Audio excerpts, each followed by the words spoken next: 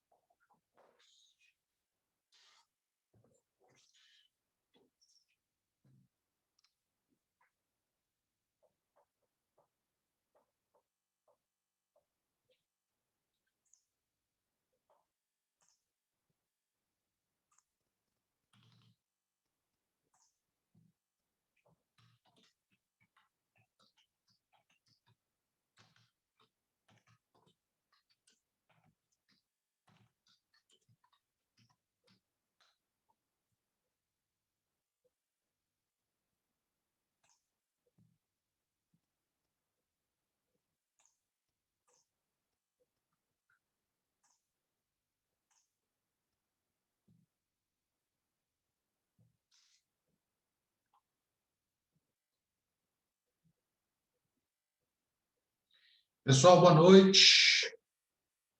Boa noite. Vamos só. Boa noite a todos.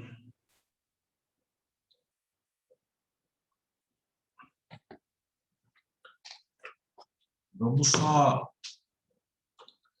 relembrar de onde nós paramos.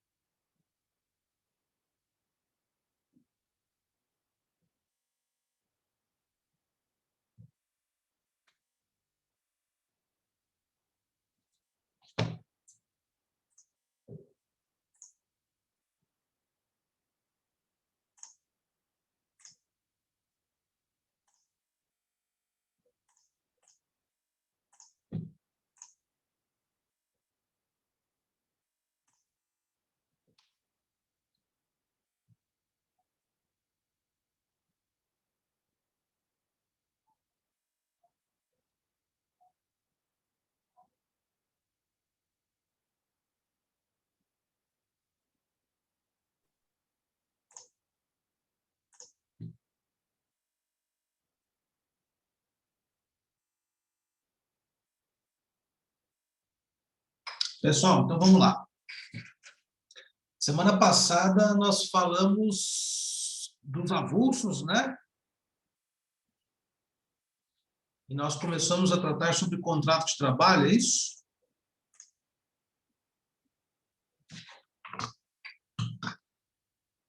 E eu falei que eu falei para vocês de sucessão de empresas? Sim ou não? Não.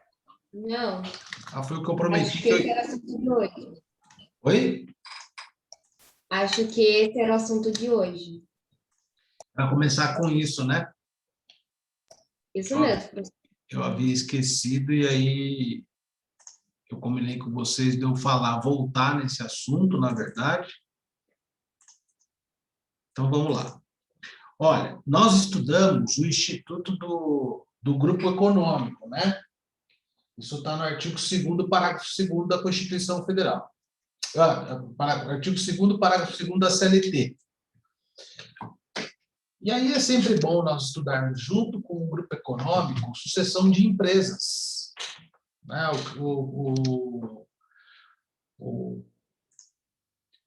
O que é a sucessão de empresas, junto com o Grupo Econômico. Como fundamento legal disso, nós temos o artigo 10 e o 448 da CLT. Então, artigo 10 e 448 da CLT. O que acontece com essa figura, vamos dizer assim? Muitas vezes, nós temos possibilidades, ou há um contrato de compra e venda, ou uma fusão, ou uma incorporação entre grandes empresas, ou um contrato de compra e venda. Você vai lá e compra o fundo de um comércio. Você quer comprar uma padaria, você vai lá e compra o fundo do comércio da padaria. que envolve os bens materiais e os bens imateriais daquela padaria, por exemplo. Então, você compra o maquinário, você compra o forno, você compra o balcão, você compra toda a estrutura já montada para você dar continuidade ao negócio padaria. Você também compra, você adquire os bens imateriais daquela padaria. Então, você compra o nome da padaria, às vezes, você compra a carteira de clientes, você compra o know-how do antigo proprietário, você compra alguns valores que são agregados naquela padaria. E aí, você perguntaria assim para mim, beleza, professor, essa padaria, ela tem cerca de 20 empregados, 10 empregados. Quem está vendendo a padaria para mim, o senhor, teria que fazer todo o acerto trabalhista desses trabalhadores, pagar todos os direitos trabalhistas, para depois vender ao senhor essa padaria? Então, essa é a primeira pergunta que a gente faz. Eu diria para vocês o seguinte, que, olha, acho que não precisaria. Então, vejam só, mas por que não? Porque os contratos de trabalho, eles não estão vinculados à minha pessoa. Eles são vinculados à empresa. E, às vezes, até à pessoa física, na qualidade profissional liberal, etc. Tal. Mas o contrato, ele tem uma perspectiva maior de vinculação, que é uma celebração de um negócio jurídico entre o empregado e aquela empresa. E como empresa, mesmo que haja uma alteração na estrutura jurídica da empresa, isso a legislação diz que não afeta os contratos de trabalho. Então, o simples fato de ter mudado, por exemplo, de proprietário, a padaria, para aqueles trabalhadores que lá estão vinculados ou lá estão registrados com as suas carteiras de trabalho anotadas, não há alteração nenhuma, porque o negócio deu continuidade. Só mudou o quadro societário. Antes era o José, o Pedro e o Augusto, sócios da padaria, e agora eu virei proprietário único. Então, não houve alteração na estrutura da pessoa jurídica. E, portanto, não afeta os contratos de trabalho lá existentes, porque os contratos estão vinculados àquela pessoa jurídica ou àquela empresa, que é um conceito muito mais amplo de pessoa jurídica com a qual estão vinculados. Então, vejam só, mas eu posso comprar a padaria, por exemplo, e mudar de nome. Eu posso comprar a padaria e mudar o CNPJ. Eu posso comprar a padaria e mudar a razão social da padaria. Desde que eu dê continuidade àquela atividade econômica, eu ainda assim sou sucessor daquela empresa. E desde que eu dê continuidade a essa relação, ou aquela exploração econômica, aquela atividade econômica, digo padaria, essa alteração de nome, quadro societário, CNPJ, razão social, nome fantasia, não afeta os contratos de trabalho. Só que a legislação caracteriza eu, Lúcio, novo comprador, como sucessor. E a importância de eu saber quem são os sucessores, ou a importância de eu saber do Instituto da Sucessão, é justamente no sentido de que eu estou assumindo como sucessor todas as obrigações trabalhistas, admitidas ou não, pelo antigo proprietário. E aí eu digo a vocês o seguinte, todas as vezes que nós temos uma situação de compra e venda, por exemplo, de um comércio, o ideal é que eu, como um sujeito responsável, vá buscar as certidões. Eu posso tirar certidão no Fórum Trabalhista para saber se aquela empresa que eu estou adquirindo tem passivo trabalhista, tem processos trabalhistas em andamento.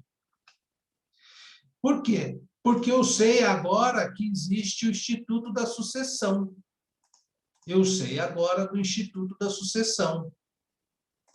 Então, vejam só, mas há necessidade que eu explore o mesmo ramo de atividade. Se eu vou comprar um negócio, já abro a palavra para você, Gisele.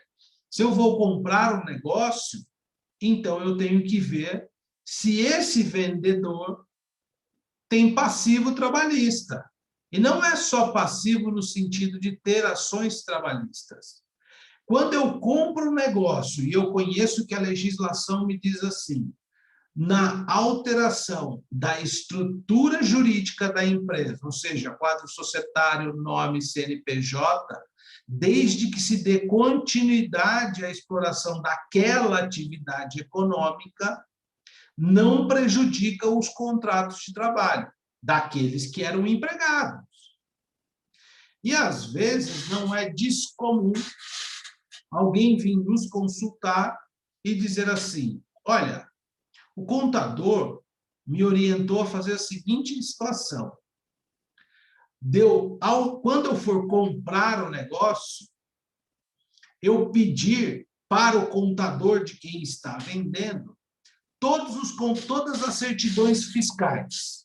Então, se está devendo ISS para a prefeitura, se está devendo contribuição previdenciária, certidão na Caixa Econômica Federal para ver se está devendo o Fundo de Garantia dos Trabalhadores. E aí o contador fala assim, olha, você vai fazer o seguinte, não compra esse negócio, porque, ou você pode até comprar o negócio, né? Você compra o negócio, eu vou dar outro exemplo. Você compra o negócio, mas vamos fazer assim, vamos dar a baixa na empresa dele, vamos encerrar o CNPJ dele, e você continua com a padaria com outro nome, com outro CNPJ e com outro quadro societário. Isso é uma ideia que, frente ao artigo 10 de 448, ela é vazia, ela é inócua, ela não tem qualquer relevância. Porque a legislação diz que a alteração na estrutura jurídica da empresa não afeta os contratos. E se eu, comprador, não sei dessa informação da sucessão, eu estou assumindo todos os BOs de quem está vendendo para mim, no que tange a relação de emprego, né? No que tange aos direitos dos trabalhadores que lá estavam, naquela padaria. Então, vejam só, este é o Instituto da Sucessão. Mas eu preciso efetivamente que desse continuidade daquela relação econômica, ou melhor dizendo, daquela exploração econômica. Se é padaria, vira padaria. E assim sucessivamente. Pois não, Gisele? Então, professor, na verdade, a dúvida era isso daí em relação ao CNPJ. Por exemplo, quando dá baixa no CNPJ e abre uma nova empresa, na verdade, você tem que pagar todas as situações trabalhistas, você faria uma recontratação, não seria isso? Não necessariamente. Eu não posso, de repente, não é o fato de eu só recontratá-los. É até bacana a sua pergunta nesse sentido. Porque, vejam só, eu posso, como comprador da padaria, querer ficar com aqueles quadros de empregados ou não. Agora, se eu falo assim para você, Gisele, tudo bem, eu não quero ficar com aquele quadro de empregados. Eu estou comprando a padaria, eu vou colocar 10 empregados novos da minha padaria. O cara deu a baixa no CNPJ dele, rescindiu o contrato com todo mundo, tirou o nome dele no quadro social, enfim, fez tudo o que tinha que fazer para dar baixa no CNPJ dele. Só que amanhã ou depois começa a pipocar ação trabalhista contra a minha nova empresa, de empregados que eram dele. Os empregados dizendo assim, olha, o meu empregador, que era o dono da padaria Pão Gostoso, não me pagou o fundo de garantia dos últimos 5 anos. E agora a padaria que está aí, Pão Novo, ela é sucessora. E, portanto, à luz do artigo 10.448 da CLT, a alteração na estrutura jurídica da empresa não afeta os contratos, de maneira com que eu possa mover a minha ação contra o sucessor, porque ele é o responsável pelas dívidas trabalhistas não pagas pelo antecessor. E vejam, eu, sucessor, não fiquei com nenhum dos empregados dele. Ele deu baixa na carteira, mandou todo mundo embora. Só que ficou de direitos trabalhistas lá para trás. Esse pessoal pode mover ação contra mim. Porque no sentido de eu pegar os 10 trabalhadores, dar continuidade com relação a eles, aí fica muito simples o exemplo. Ora, eles continuaram trabalhando para mim. Eu alterei a carteira de trabalho deles, informei na carteira de trabalhos que eu sou novo empregador, com um novo CNPJ, com um novo nome, com uma nova nome fantasia, com novos proprietários, eles continuaram trabalhando para mim. Mas a legislação está dizendo o seguinte, o que ficou para trás do antigo proprietário, você sumiu. E mesmo que tenha sido rescindido o contrato, se você deu continuidade na relação econômica ou na exploração daquela atividade econômica, se era padaria, virou padaria, se era restaurante, continuou restaurante, você sucedeu todos os BOs do antecessor. Inclusive, o Instituto da Sucessão não só existe no direito do trabalho, no direito tributário também. No direito tributário também, na mesma perspectiva.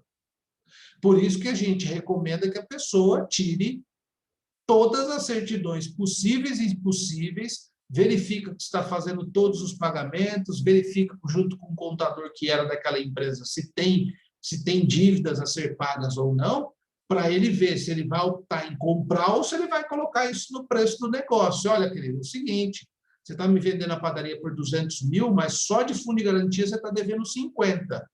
Eu compro a sua padaria, mas eu vou recolher os 50 mil de fundo de garantia e te pago a diferença, de maneira a regularizar para eu não ter dor de cabeça. Eu já passo a palavra para você, Júlio. Só que tem um porém. Há necessidade de eu dar continuidade naquela atividade econômica.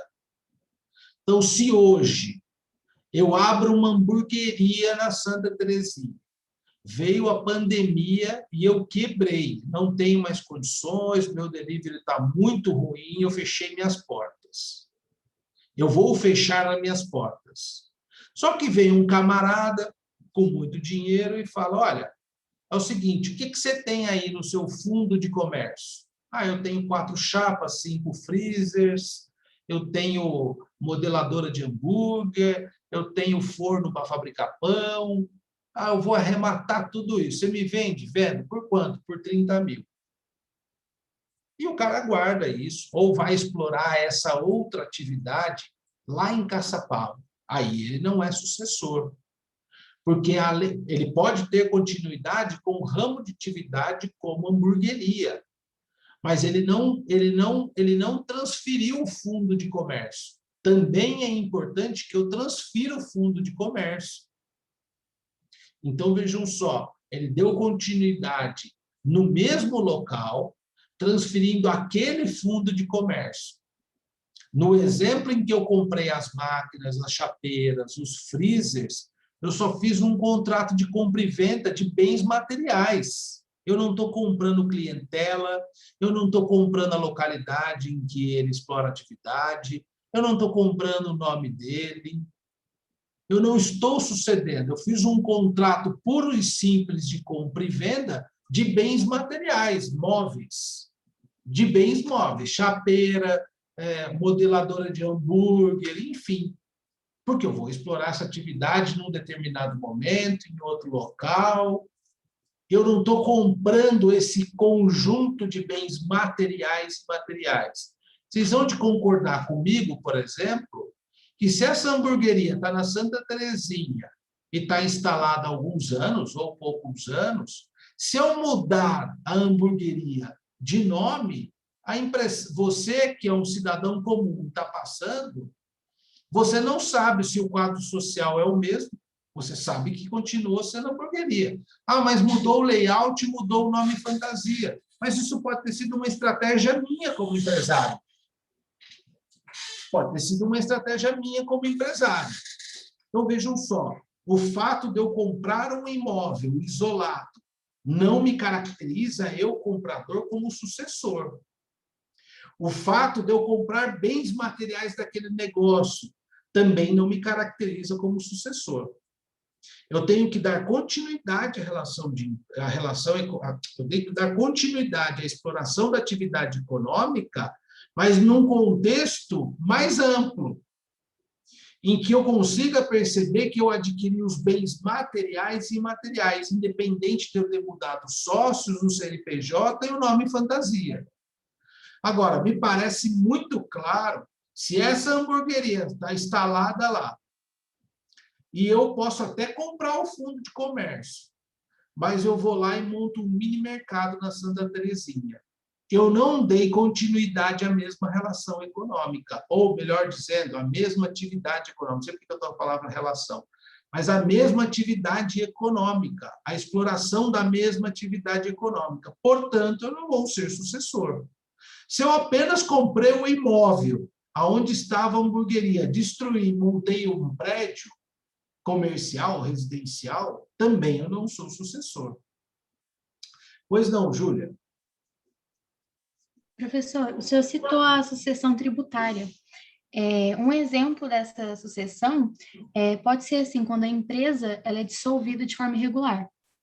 Aí, no caso, quem é responsável por uma dívida dessa empresa que foi dissolvida irregularmente, pode ser transmitida para o sócio, no caso, essa responsabilidade? Pode. Seria um exemplo? Pode. É mais ou menos isso. É mais ou menos isso. É que isso é um outro instituto. E aí você citou um exemplo, você citou algo que me chamou a atenção. E eu vou ler os artigos que vai ficar mais claro depois da minha explicação. Mas você falou em responsabilidade. Olha, vocês vão aprender em direito um instituto chamado despersonalização da pessoa jurídica. Os sócios e os proprietários respondem pelaquilo que a empresa contrai como dívida.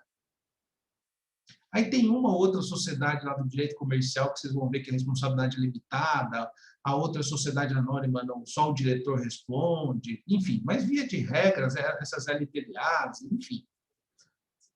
Se a empresa não paga a dívida, você pode pedir a despersonalização. É como se você tirasse a roupa da pessoa jurídica e chegasse nos sócios.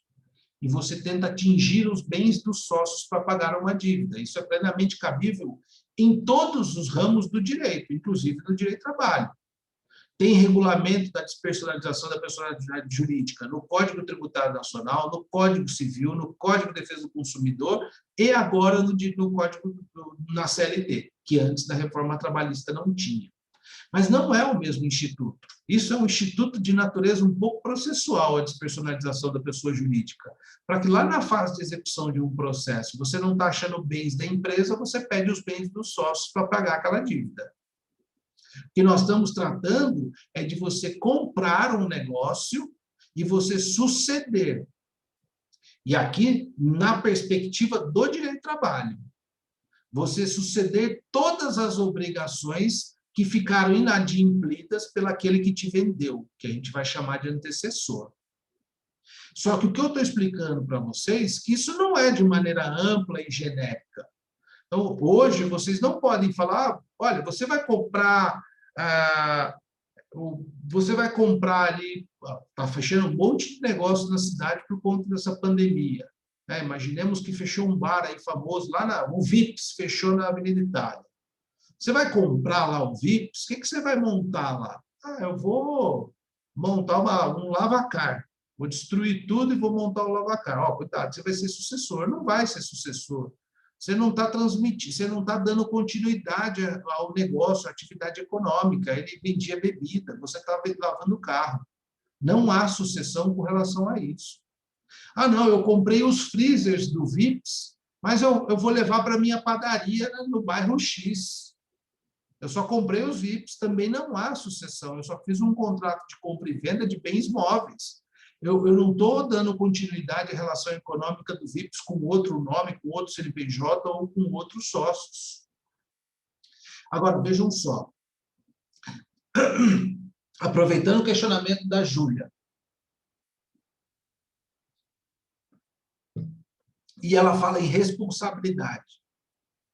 A legislação diz claramente que quem é o responsável pelas dívidas trabalhistas é o sucessor. Só haverá a possibilidade de responsabilizar o antecessor, aquele que vendeu o negócio, se for caracterizada uma fraude entre antecessor e sucessor. Porque, às vezes, isso é factível, isso pode acontecer. Eu estou vendo que o negócio está muito mal, eu mudo o CNPJ e eu coloco uns 2 laranjas no quadro societário.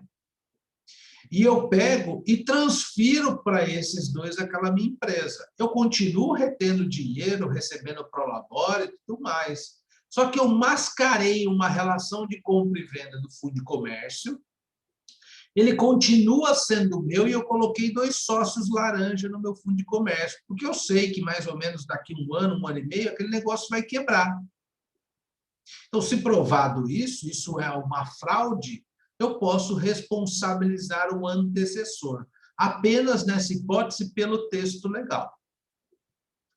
Aí o aluno pergunta, e no caso de uma franquia, exemplo, McDonald's e outra rede menor, há sucessão? Há sucessão.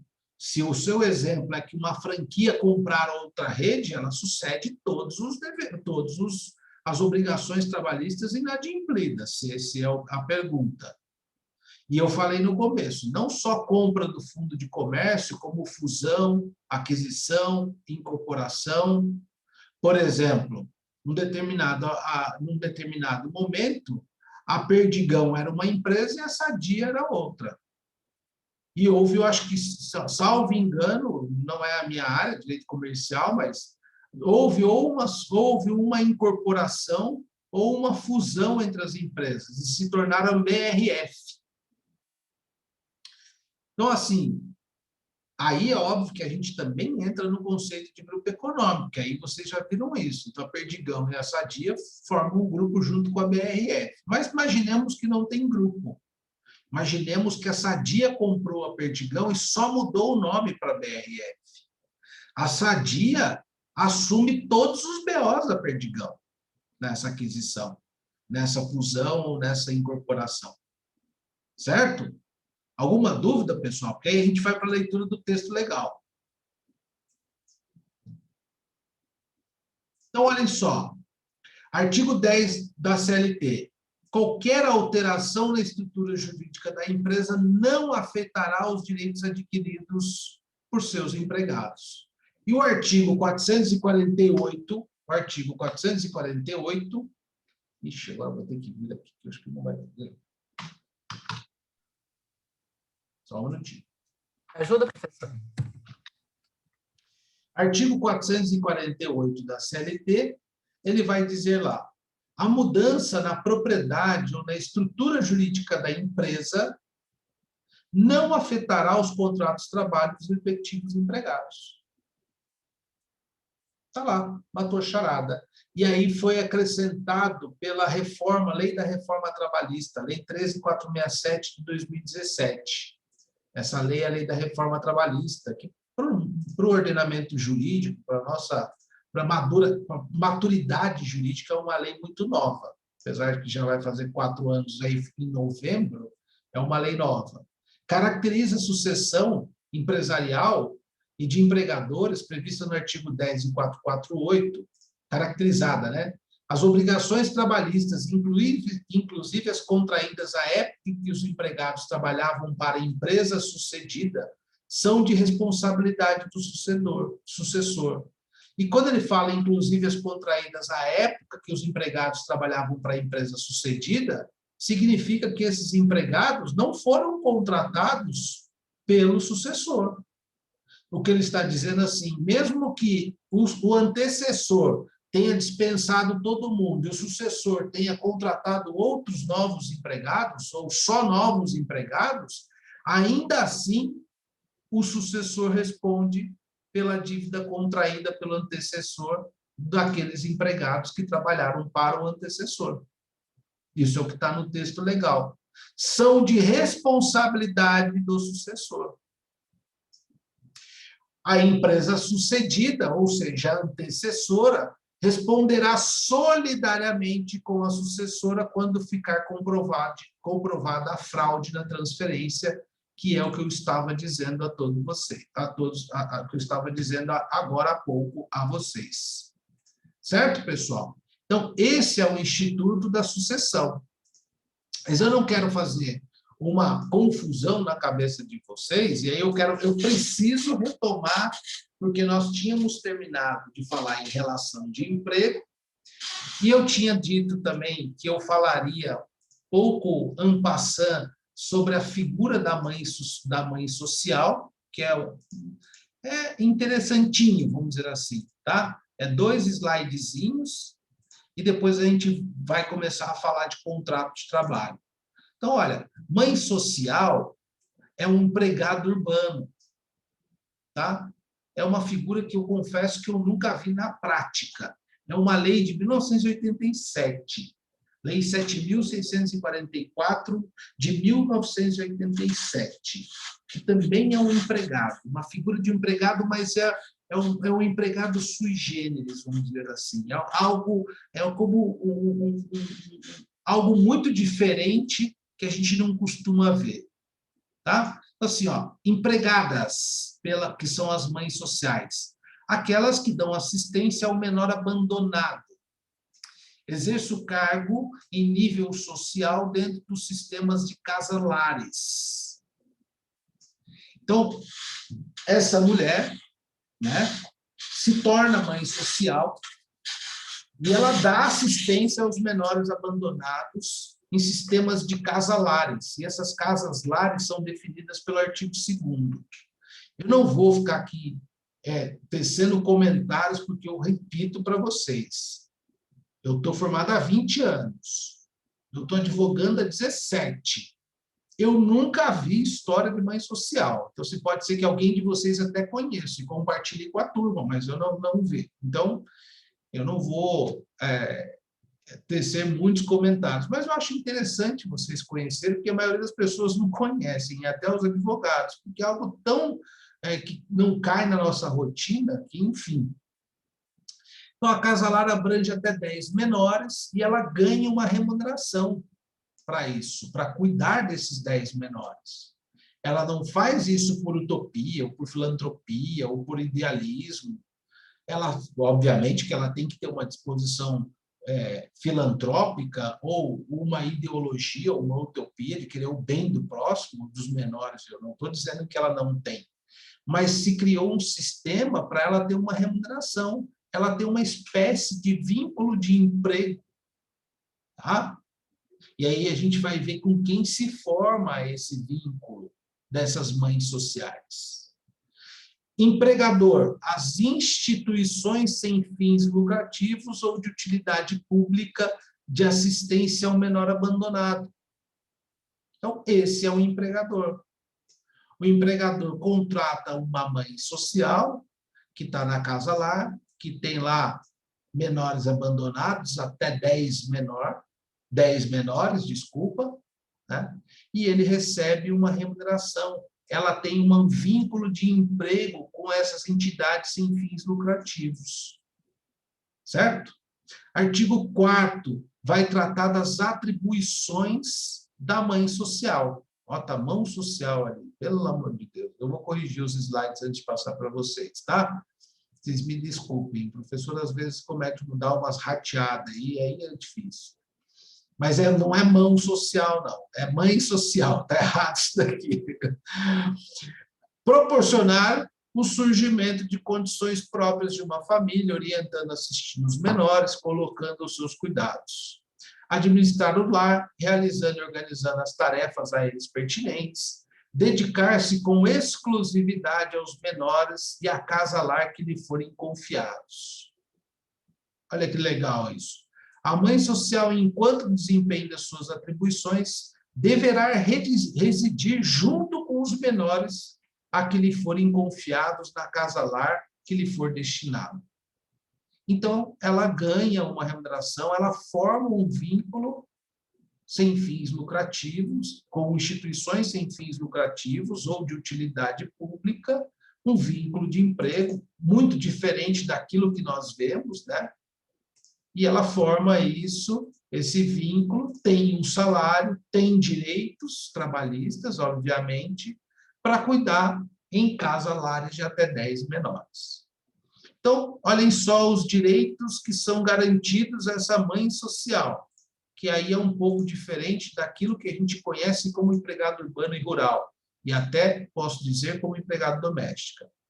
Tem direito à anotação na carteira de trabalho, então reconhece-se o contrato de trabalho, anota-se o contrato de trabalho na carteira.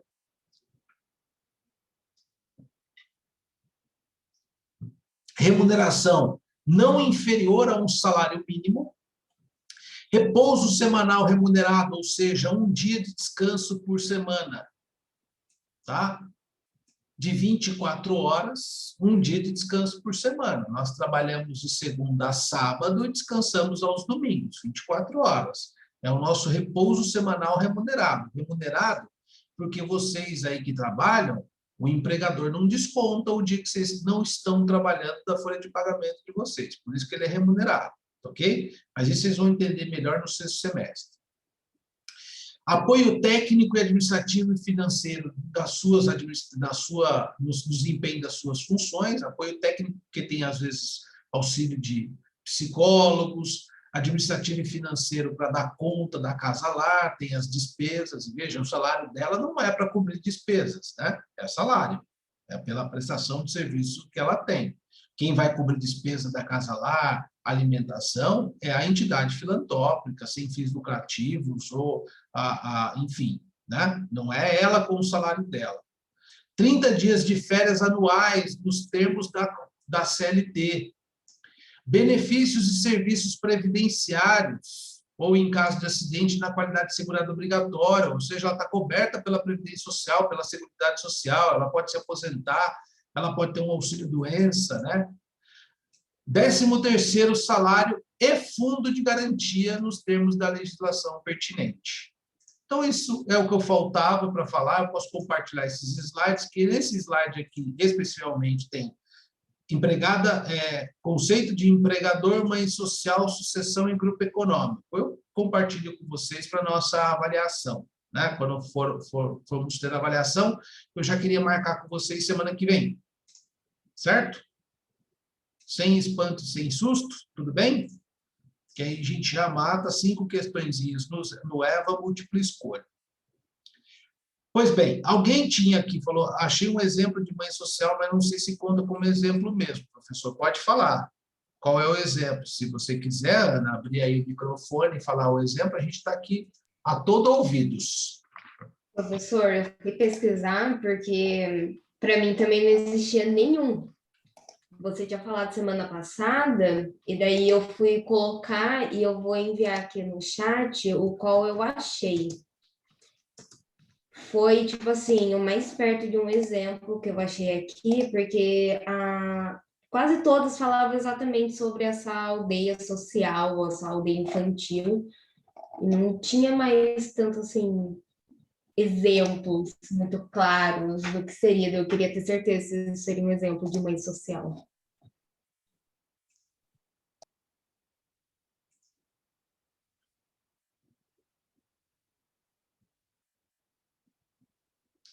Deve ser essas aldeias infantis aqui, eu abri aqui, deve ser alguma ONG, alguma instituição de filantropia, né? É um ótimo exemplo, viu? Tá perfeito aqui. Fala de casa-lar, cheia de crianças e jovens adolescentes, tem 56 anos, é um projeto social. Aldeias Infantis SOS Brasil, a Baiana tem muito o que nos contar. É legal. É que a gente não vê, né? Essas coisas não são muito divulgadas, né? É estranho essas coisas assim. A gente vive num país que tem coisas que parece que não se divulgam, né? Não sei. Isso existe, está debaixo dos nossos olhos. De repente, em Taubaté tem, ou em São José tem, no Vale do Paraíba tem, e a gente acaba. Mas, assim, na minha perspectiva, além de ser muito bonito essa história, é muito interessante você estabelecer um vínculo de emprego nessa perspectiva, né? Olha como o legislador foi inteligente nessa, porque a gente sempre, quando pensa em vínculo de emprego, num contrato de emprego, num contrato de trabalho, a gente sempre pensa numa perspectiva de algo da exploração do capital versus o trabalho, aquela história da Revolução Industrial, né? Que eu entrego meu poder minha força de trabalho, em troca tenho um poder diretivo. E parece não, e esse contrato de mãe social, esse vínculo de emprego de mãe social, sai um pouco dessa perspectiva, né? Do lucro, alguém que quer obter lucro, que está te pagando o salário. Tudo bem, ela tem salário, ela precisa desse salário para sobreviver. Mas tem um pouco de altruísmo aí também, de querer cuidar do outro, de ter os menores, né? É muito bacana isso. A gente não vê isso sendo muito explorado nem em universidade, nem em monografia, nem na sociedade, né? Então, depois eu dou uma olhada nesse projeto aí de paz social. Eu também não sei se foi para frente, não, mas eu não, acho que não é legislação. Mas é muito bacana você sair dessa perspectiva de que você depende daquele trabalho para o sustento, mas há sempre um conflito muito de interesse. Então, a pessoa que vai trabalhar numa casa-lar, ou essa mãe social, é óbvio que ela quer remuneração também, mas tem um pouco de altruísmo, né? Um contrato que se diferencia, né? E interessante, porque o legislador fez isso para fomentar, para dar uma garantia para essas pessoas, como um trabalhador, tirar só do trabalho voluntário, para ter direitos resguardados e, ao mesmo tempo, essa pessoa poder cuidar de 10 crianças, né? Olha que bacana isso, né? Então, tipo, é muito Com legal. um dia só de folga, hein? Exatamente, um dia só de folga. Né? Você O trabalhou, professor... mas o tem férias de 30 dias, né? Professor, boa noite, pessoal, de novo. Eu também estava, assim como a Ana, procurei, difícil achar, nossa, uma página aqui muito pobre falando. Eu estava vendo que isso foi criado por um austríaco, né, por questões de depois da Segunda Guerra, para ter aquele ganha-ganha, tanto mulheres que perderam seus filhos, quanto também os filhos que perderam seus pais e criaram isso. E no Brasil foi em 87, né, que essa legislação ela foi criada. Mas é bem legal pensando por esse lado mesmo que estava indagando aí. E eu até mandei para a Ana separado. Eu estava pensando aqui comigo, né? Se a gente tinha alguma mãe social. Eu não sei, porque para caracterizar tem que ser esse vínculo empregatício, com todas as garantias do trabalhador urbano, né? Daí veio à cabeça, muitos anos atrás, eu vi um programa, e a notícia naquela época era boa, diferente da atual. Da atual deputada Flor de Lis, porque ela tinha uma casa lotada de criança, só que daí eu fiquei na dúvida se ela recebia ou se eram as doações, era uma ONG mesmo, ou se ela recebia como funcionária, entendeu? Porque eu lembro que ela tinha uma casa lá com um monte de criança, assim, parecendo um orfanato. Aí veio na minha cabeça, eu tentei achar outros exemplos aqui também para ver se algum saltava os olhos, mas não achei nada. Eu acho que não é, porque aí não pode confundir o simples fato da pessoa adotar várias crianças com mãe social, né? Não tem, porque ela não formou vínculo com nenhuma instituição sem fins lucrativos ou de entidade pública, né? Enfim. Mas é isso mesmo, é bacana porque suspeita de crime organizado só, né? Exatamente. Mais alguém para perguntar alguma coisa? O professor. Oi. Então, eu fiquei um pouco curiosa assim, em relação ao salário, né, dessa mãe social. E o lugar, essa casa lar aí, ele é cedido, né, para ela poder criar essas crianças. E em relação ao salário, se é baseado em quantas crianças tem, mais ou menos em torno de quanto seria esse salário? Olha, a legislação não traz isso daí. A legislação só fala que não pode ser inferior ao salário mínimo. Professor, eu achei o salário. Qual que é o salário, Ana? O salário é R$ 1.307,80. Por filho, né, Ana? Mas aonde que você Então, viu isso? aqui só está falando o piso salarial, não exatamente por filho. Se Não, eu fosse tô por filho, zoando, porque tá como tu bom. cria 10, 5 filhos, um filho com R$ 1.000, Tem Porque olha só, 1.470 por 41 horas semanais trabalhadas. porque olha só, deixa eu só fazer uma consideração do que a Ana está falando. Se a categoria de mãe social for organizada por sindicato, lá vai ter um piso mínimo salarial. Porque piso salarial é diferente de salário. Piso é aquilo que os sindicatos estipulam para a sua categoria. E salário mínimo é o que vocês conhecem, salário mínimo nacional ou salário mínimo estadual. Eu falaria para você que se não tivesse piso fixado em convenção, negociação de sindicato para a mãe social, eu aplicaria o salário mínimo estadual, que ele é maior e mais benéfico do que o salário mínimo nacional. Só que veja só, a Ana achou e provavelmente foi de alguma região, não sei se foi de São Paulo ou não, ela pode compartilhar isso com a gente. Professor, mandei no chat, porque saiu muitos valores diferentes, daí falou faixa salarial, depois piso salarial, salário mediano. Então, Calma, só sei de piso salarial. olha lá, Calma. ela colocou aqui no chat aqui, média de piso salarial em 2021. Acordos coletivos. Acordo coletivo é uma negociação entre sindicato, que representa os trabalhadores, e empresa. Então, provavelmente, pode ser algum sindicato que represente as mães sociais em algum local do Brasil e as entidades filantrópicas ou sem fins lucrativos. Aí estabeleceram este salário. Salário mediano de pesquisa, deve ser uma média no país inteiro, porque nunca ouvi essa expressão também. E teto salarial de 2.437, eu posso garantir a vocês que nada tem teto. Porque, vejam só, da mesma maneira que eu posso ser um profissional advogado e o contrato tem uma característica de ser primeiro, que o direito do trabalho é do ramo do direito privado. E segundo, que meu contrato, se o ramo é do direito privado, meu contrato também tem uma natureza privada. E aí, a gente ia falar disso hoje. Respeitando a autonomia de vontade entre os contratantes, eu posso falar, eu quero ser advogado na sua empresa. Você me oferece a proposta de emprego de eu ser advogado na sua empresa? Eu ofereço. Qual que é o seu salário? Não, minha oferta é R$10.000. Ah, não, mas aqui a gente paga para advogado pleno 8.000. Para mim não interessa. Autonomia de vontade dos indivíduos em celebrar o contrato ou não. Então, vejam só, Renata, e aí do que a Ana está colocando. Ali, quando fala em acordo coletivo, algum sindicato que representa as mães sociais negociou com alguma entidade filantrópica própria, porque eu só formo acordo coletivo entre empresa e sindicato.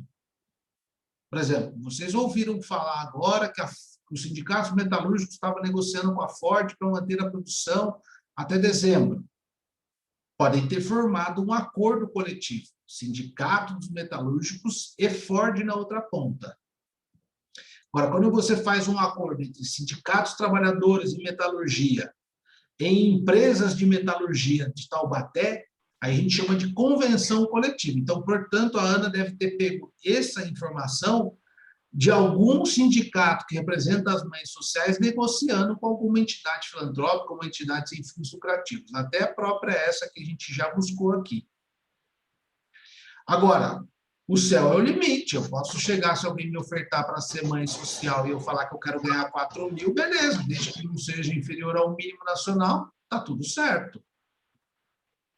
O que vocês não podem confundir é que a minha remuneração é meu salário, é minha contraprestação de serviço. Eu estou sendo remunerado pela força de trabalho que eu coloco, não para sustentar os menores, porque a entidade filantrópica ou sem fins lucrativos que vai fazer esse papel, que vai dar o custeio da alimentação, da saúde daqueles menores. Eu estou ali só para educar os menores. Por isso que a expressão é mãe social. Está claro ou não? Professor, ficou bem claro. Mas essa questão do teto salarial, então é meio que, tipo assim, isso daí é só um meio de se dizer, mas tecnicamente não existe teto salarial. Não Tipo, existe teto máximo. salarial. Para Você nenhuma denomina o seu profissão. máximo. Tipo Para isso. nenhuma profissão. Se uma entidade sem fins lucrativos quiser pagar para uma mãe social R$ 5.000, ok, ela pode. O contrato se respeita à autonomia da vontade das partes, um contrato de trabalho. E nós veremos as características de um contrato de trabalho. Tá bom, professor, muito obrigada. Se qualquer um de vocês for buscar um emprego, o empregador vai, naquela oferta daquele emprego, ele vai falar para vocês, olha, eu estou contratando, sei lá, auxiliar administrativo. E a faixa salarial que a gente paga é um pouco além. O que o mercado está praticando? Uma questão é o salário de mercado, que se substitui. Uma empresa, para ter concorrência, ela não vai pagar, por exemplo, um salário muito maior do que as empresas que são concorrentes a ela. E como é que ela vai manter a concorrência? Porque aumenta o custo dela, tem que aumentar o preço do produto ou do serviço dela. Aí a concorrência dela vai lá embaixo. Todo mundo está praticando um preço X. Ela fala, não, você é top. Eu só quero empregado top aqui. Todo mundo pratica um preço X de serviço e paga o salário que a média do mercado paga, R$ 1.500. Mas não, eu vou ser diferenciada no mercado. Eu quero só profissionais muito qualificados, eu vou pagar R$ 4.000. Significa que o seu serviço vai aumentar de preço. Você não vai conseguir manter o custo, um custo mais alto ao mesmo preço dos seus concorrentes. Mas alguma coisa no direito do trabalho impede que você contrate a R$ 4.000? Não. É que na vida real, as empresas não fazem isso. Pagam um preço de mercado. Ou o salário mínimo, ou o piso da categoria que é negociado. Ou até, dependendo da profissão, vocês verão isso no 6º semestre, o salário profissional, que é salário instituído por lei. E a gente sempre tem que ter em mente que, no direito, as palavras e as expressões elas têm um significado. Quando eu falo piso, e a partir de hoje, se eu der aula para vocês de trabalho 1, 2 e 3, se eu falar piso, vocês vão pensar, o professor Lúcio já ensinou que piso é aquilo que se institui numa negociação entre sindicatos ou sindicato e empresa, negociação coletiva. Se ele está fazendo a expressão salário profissional, pode ser o salário de engenheiro, de médico, de dentista, que tem lei própria que regulamenta esses salários. Mas aí a sua pergunta é pertinente. O teto não existe. O teto pode ser o preço do mercado, pode ser o valor do mercado, ou o valor que você atribui a si mesmo. Ah, tudo bem, então oferecendo para engenheiro na Volkswagen um salário, engenheiro começando início de carreira, 7.000. Ah, mas meu preço é 8, meu preço é 10. Aí você só tem 2 opções da vida. Ou você vai com esse salário de mercado e arruma um emprego, ou talvez você vai ficar a vida inteira achando que você vale mais, e pode ser que você valha mesmo, pode ser que está ok, mas que você fique desempregado a vida inteira. Então tem que tomar cuidado com isso, né? A gente não consegue, de início das coisas, ou a população em geral não consegue negociar salário, né? Ninguém consegue negociar salário. Apesar de ter no contrato de trabalho essa característica marcante de autonomia da vontade, o contrato ele tem total liberdade, existe uma manifestação de vontade, um ato consentivo, uma consensualidade de eu estabelecer as cláusulas contratuais. Isso existe no direito do trabalho. Agora, a pergunta é, pelo que vocês estudaram de princípio da proteção, pelo que vocês estudaram de dependência ou subordinação, a gente consegue conceber um empregado sentando junto com o seu empregador, e, assim, a grosso modo, da população em geral, e negociando cláusulas contratuais? Vocês conseguem imaginar alguém ofertando um emprego para alguém e essa pessoa falando, tudo bem, quanto é que você vai me pagar? É 1.000, o piso da categoria é 2.000. Beleza, mas a minha hora extra é quanto? Ah, não, se eu fizer hora extra, adicional de 50. E meu ticket de refeição? o ticket refeição é R$ 20 por dia. É o seguinte, para eu aceitar o seu emprego, eu vou querer até os 2.000 eu aceito, mas se eu fizer hora extra com adicional de 70%, meu ticket de refeição não pode ser 20, tem que ser 40. Tudo bem para você?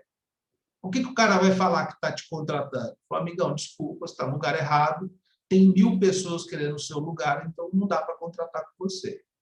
Então, de certa forma, essa característica de consensualidade, de autonomia da vontade das partes em negociarem o contrato de trabalho fica muito mitigada.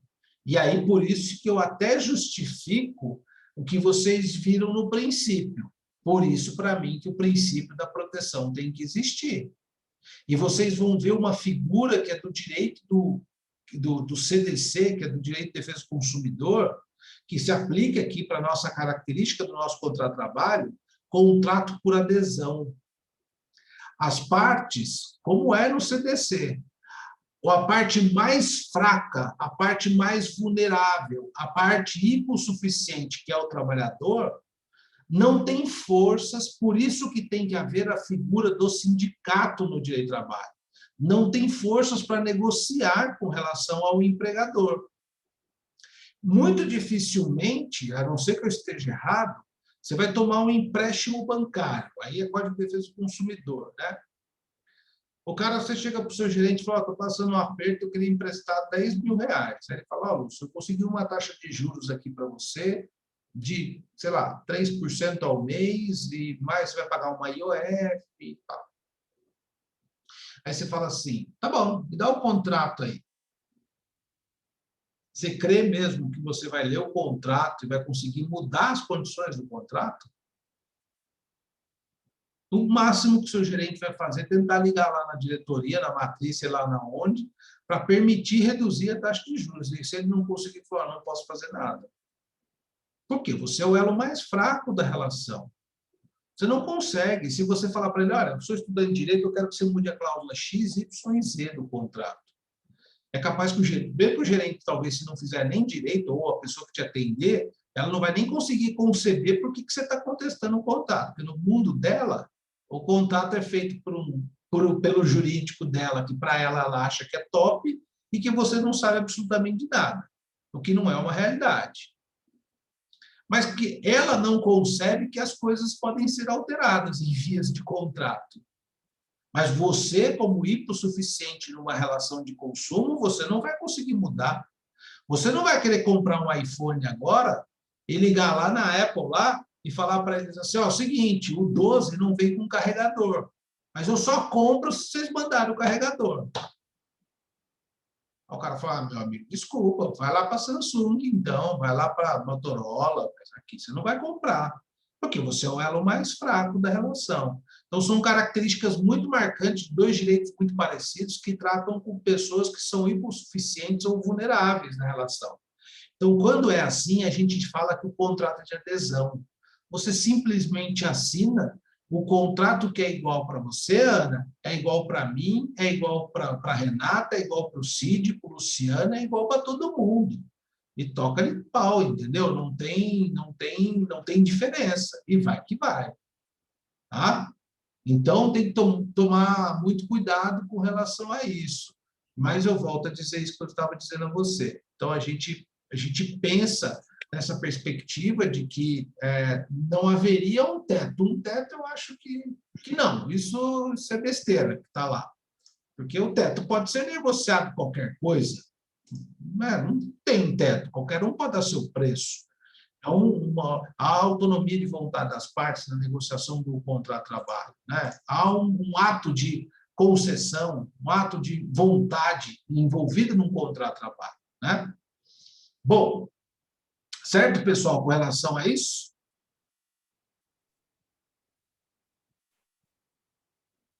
Então, tá bom. Bom, a própria coisa, o André está colocando no artigo 5º, inciso 2, remuneração em valor não inferior ao salário mínimo. É isso realmente, ninguém pode receber menos que o salário mínimo. E é isso que o texto da lei fala, da lei ordinária fala, desde que não seja menor que o salário mínimo. A pergunta da Ana foi se haveria um piso para estabelecer isso. para ser uma mãe social, né?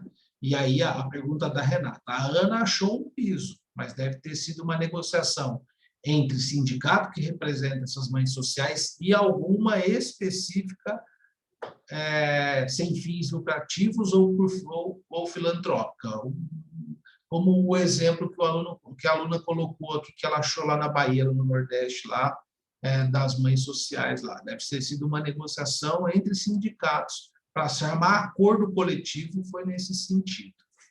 Bom, aí semana passada também nós estávamos falando da seguinte situação. Eu comecei a falar para vocês e eu disse que o contrato de trabalho, eu estava lá no artigo 444, eu cheguei a dizer para vocês, 443, 444, eu cheguei para dizer para vocês que o contrato poderia ser tácito, né? Ou expresso. E eu dei exemplo daquele negócio de ficar, né? E o namorado, não foi isso que eu falei aqui? Não foi esse exemplo que eu dei aqui ou não?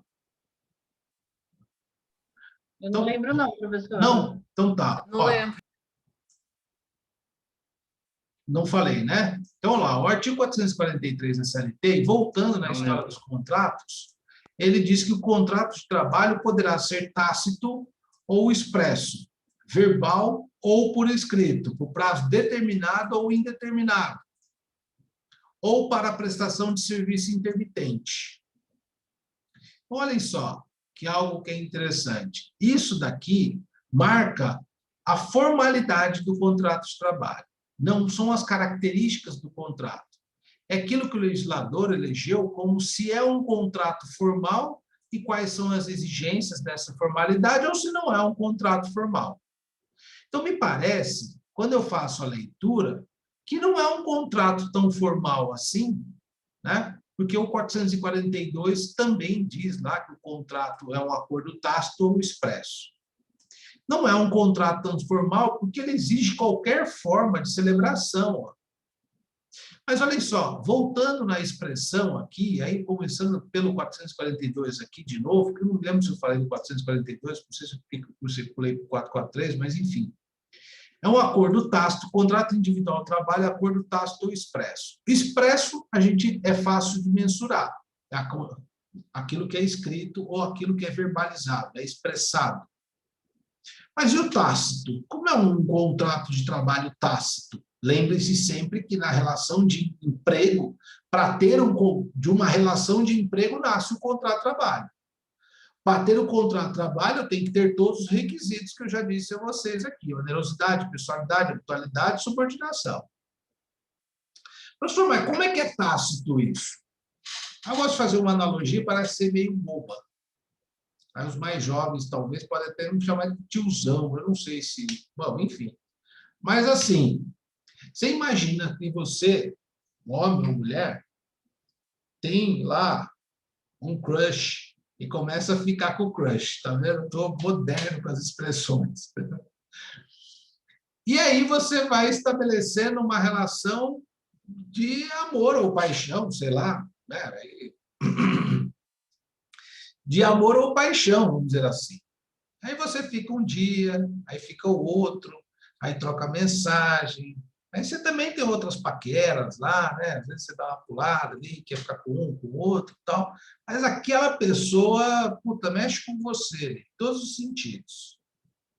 Aí você fica um dia, fica o outro, aí você começa a convidar para ir no cinema, aí você começa a convidar para, sei lá, comer uma pizza, e aquela pessoa mexe com você, você está se vendo apaixonado ou apaixonada. Só que como o mundo está hoje, ninguém quer assumir compromisso com ninguém, né? Eu estou brincando, tá, pessoal? Não sei, né? Sou velho para essa geração nova, vamos dizer assim. Ninguém quer assumir compromisso com ninguém, e aqui a Renata falando é fato. Mas, enfim. E aí você vai levando aquela relação, vai levando aquela relação, e aí chega num determinado dia, né? E aí a pessoa fala assim para você, sei lá se isso acontece, se é dessa maneira ou não, né? E a pessoa fala, hoje eu não vou te... Vocês nunca verbalizaram que vocês estavam namorando. Só no decorrer desse tempo, além de vocês estarem ficando, vocês irem ao cinema, vocês saírem para jantar, sei lá, em uma pizzaria. As pessoas que estão ao redor de vocês acham que vocês são namorados, elas veem vocês como namorados, e vocês, inclusive, já apresentaram um para o pai do outro, para a mãe do outro, já frequentaram a casa, ou frequentam a casa constantemente, mas nunca verbalizaram que vocês estão namorando. Nunca um chegou para o outro e falou, e aí, a gente está namorando ou não está? Mas, no fundo, ambos sabem que ambos estão namorando. Ou, pelo menos, aquela relação é mais séria do que se esperava. Então, isso que é um acordo tácito, que é um acordo tácito de namoro, vamos dizer assim. Ninguém nunca chegou a verbalizar, mas vocês tomam todas as atitudes como se namorado fosse, mas não verbalizaram. Até que chega um momento que é necessário verbalizar, né? Pô, mas peraí, você vai sair com seus amigos, ou você vai sair com seus amigos, vai para a balada, vai me deixar, a gente não está namorando, tem um negócio sério, senão também eu não quero mais nada. Não sei se é assim, né? Mas, enfim. Então, isso para mim é um acordo tácito de namoro. Você vai estabelecendo a relação. Eu penso assim, você estabelecer um contrato de trabalho tácito, você tem que haver a necessidade de identificar os requisitos da relação de emprego que estão no artigo 3º, onerosidade, pessoalidade, atualidade e subordinação. Mas como tácito? Assim, talvez, quando o legislador criou a CLT, lá em 1943, talvez essas relações de emprego poderiam nascer de forma tácita. Hoje em dia, acho tanto um quanto antiquado, né? Mas assim, acho que não acontece mais. Vou dar um exemplo, assim, talvez folclórico, ou talvez muito imaginativo, de eu imaginar que alguém vem me ajudar aqui no escritório, fazer o meu arquivo. Aí, daqui a pouco, eu peço para ela voltar no outro dia, aí eu peço para voltar no outro dia, aí começa a atender telefone, começa a vir 8 horas por dia, passa 1, 2, 3 meses, eu estou pagando salário. Talvez isso seja, a pessoa não falta sem justificar, tem todas as características do artigo 3º. É tão difícil dar o exemplo, mas, enfim, formou-se uma relação de emprego de forma tácita. Até um dia que eu posso dizer a ela, olha, agora eu vou expressar o que eu estou sentindo. Nós temos uma relação de emprego, eu sou seu empregador e você é meu empregado, ou vice-versa. O que eu quero dizer com tudo isso é que a CLT admite ou mitiga esse formalismo na celebração do contrato. Talvez na década de 40, isso poderia ser muito factível. Hoje, na nossa sociedade, é até difícil de dar um exemplo. Mas é importante que vocês saibam, nesse sentido, o que a CLT fala. Aí, qualquer que seja o ramo da atividade da sociedade cooperativa, não existe vínculo entre elas e seus associados, nem estes tomadores de serviço. Isso eu não vou adentrar agora, que não me interessa. Para fins de contratação, o empregador não exigirá do candidato a emprego comprovação de experiência prévia superior a 6 meses no mesmo tipo de atividade. Isso é uma lei só para proibir que não se fomente oferta de emprego, né? Então, isso também não me interessa muito, porque eu quero adentrar na formalidade do contrato e também nas características do contrato, que aí eu não vou explorar a lei, vou explorar a doutrina e vou dizer quais são as características. A contratação de autônomo, cumprida por todas as suas formalidades, com ou sem exclusividade, de forma contínua ou não, afasta a qualidade do empregado prevista no artigo 3º da Constituição. Foi feito pela reforma trabalhista, esse artigo não existia antes, veio em 2017, ele está dizendo mais do mesmo, lá do artigo 3º, em comparação ao artigo 3º. O que ele está dizendo é que, se faltou algum dos critérios da relação de emprego, ele pode ser caracterizado como prestador de serviço autônomo, regulamentado pelo Código Civil. E lembre-se, prestador de serviço autônomo não se confunde, é muito parecido, não se confunde nem com eventual e muito menos com avulso, porque avulso Está no artigo 7º lá, e tem um monte de direito. A única coisa é que ele não tem registro na carteira de trabalho. Então, não façam essa confusão. Pelo amor de Deus, a partir de hoje, avulso é uma outra espécie de empregado, que é contratado pela OGMO ou pelo sindicato, mas não tem nada a ver com avulso ou com autônomo, tá? E aí, o 443, que é o que mais me interessa nessa leitura, fala assim: o contrato poderá ser acordado de forma tácita ou expressa, isso a gente já leu no 442, de forma verbal ou escrita, por prazo indeterminado ou determinado, ou para a prestação de serviço de trabalho intermitente. Eu não vou adentrar aqui agora na qualificação, nessa questão de prazo determinado, indeterminado ou prestação de serviço intermitente. Eu vou falar sobre o verbal e o escrito e vou entrar no que a doutrina fala, quais são as características do contrato, e a gente dá continuidade semana que vem. Continuidade não, semana que vem é avaliação, né? Avaliação parcial 1, certo? Certo. Então, vamos lá. Verbal ou escrito? Então, olha só, ele pode ser tácito, é aquele exemplo, aquela analogia que eu fiz com o namorado, né, ou a namorada, que as pessoas não verbalizam que estão namorando, simplesmente as atitudes demonstram que há um namoro, ou a relação entre duas pessoas demonstram que estão enquadradas numa relação de emprego sem ninguém verbalizar. Mas, a partir do momento que eu verbalizo, eu formo um contrato. Então, a CLT, ela mitiga esse formalismo. Ela não exige um formalismo do contrato ser escrito, ele pode ser verbal. Eu posso verbalizar, eu estou te contratando mediante um salário mínimo para trabalhar 8 horas por dia, na função de secretária, né? Uma folga por semana. O contrato pode ser verbal, tá ok. No mundo atual, a gente também acha que não é concebível muito, as empresas não fazem muito isso. Talvez na década de 40, quando a primeira redação do artigo sobreveio, ou em 1967, talvez seria uma prática mais habitual, que eu duvido também um pouco. Mas, enfim, está lá na CLT. Ou ele pode ser por escrito, então tácito ou expresso, e verbal ou escrito. A gente vê muito ele expresso e na forma escrita hoje em dia. Mas aí, olha, a gente precisa falar das características, e agora não é com relação ao formalismo do contrato de trabalho, é com relação às características do contrato de trabalho. A primeira característica é a bilateralidade.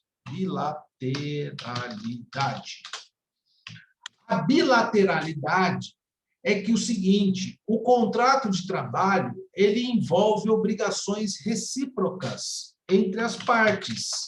Tanto o empregador tem obrigações, quanto o empregado também. Isso é muito claro, e eu vou reiterar várias vezes, porque à medida que eu entrego a minha força de trabalho, eu tenho como contraprestação o meu salário. Então, eu tenho obrigações recíprocas. Existem obrigações recíprocas entre o que o empregado presta e o que o empregador presta, que está muito caracterizado pelo salário. Então, a bilateralidade, obrigações recíprocas entre os dois, é uma das características do contrato de trabalho, tá? Outra característica do contrato de trabalho é a consensualidade.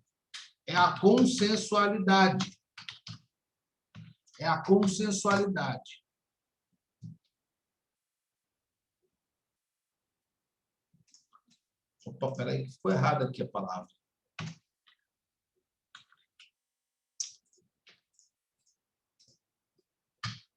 Bilateralidade.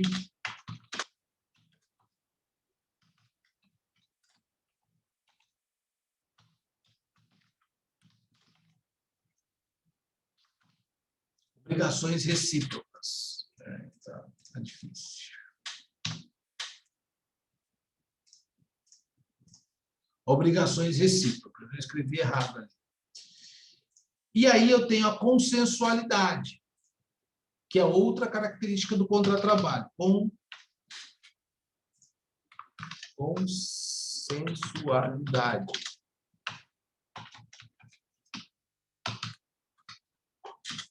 Outra característica do contrato de trabalho.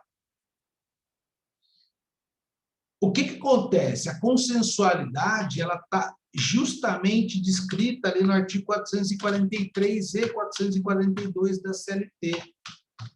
À medida que eu falo que é um ato consensual. E essa consensualidade, ela está justamente marcada nesse aceite desse ajuste. Poxa, quando eu falei do exemplo em que os namorados estão se relacionando como se namorados fossem, sem verbalizar de forma tácita, há um aceite de ambas as partes de formar aquela relação. E isso também acontece no contrato de trabalho ou no contrato de emprego. O ajuste laboral, independente de ser verbal, expresso, tácito, tácito ou expresso, verbal ou escrito, ele depende de aceite das duas partes, do que emprega e do empregado. Então, portanto, ele é um ato consensual, de manifestação de vontade, de autonomia da vontade em querer celebrar o contrato. Ninguém se obriga a celebrar um contrato. Comutatividade é outra característica do contrato de trabalho. Então, o que significa? Que as obrigações, além de serem recíprocas, elas são reconhecidas no ajuste por ambas as partes, até antes da celebração do contrato. Então, obrigações reconhecidas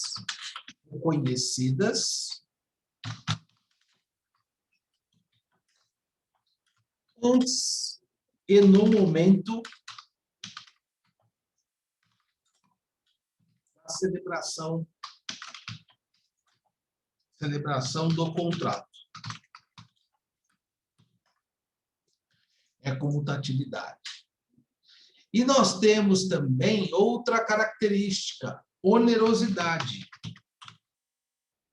Isso eu não preciso tecer mais comentários. Quando eu disse para vocês que a relação de emprego se caracteriza pela presença dos 4 elementos e um deles é a onerosidade, eu não posso admitir relação de emprego com trabalho voluntário, que não tenha pagamento de salário. Ou é voluntário ou é relação de emprego.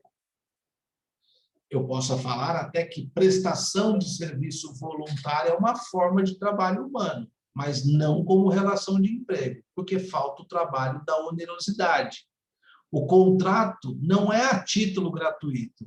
Eu entrego a minha força de trabalho em troca do meu salário. Não é a título gratuito. Pessoalidade, também eu não precisaria falar muito dessa característica do contrato de emprego, porque nós já exploramos lá no que nós estudamos no artigo 3º. Mas aí eu estudo a pessoalidade por um outro viés também. Aqui, como característica de contrato, eu falo da pessoalidade por um outro viés. No viés de que eu contrato o Lúcio para prestar o meu serviço, como é no artigo 3º, e também no viés de que a sucessão de empresa me revela pelo lado do empregador a pessoalidade.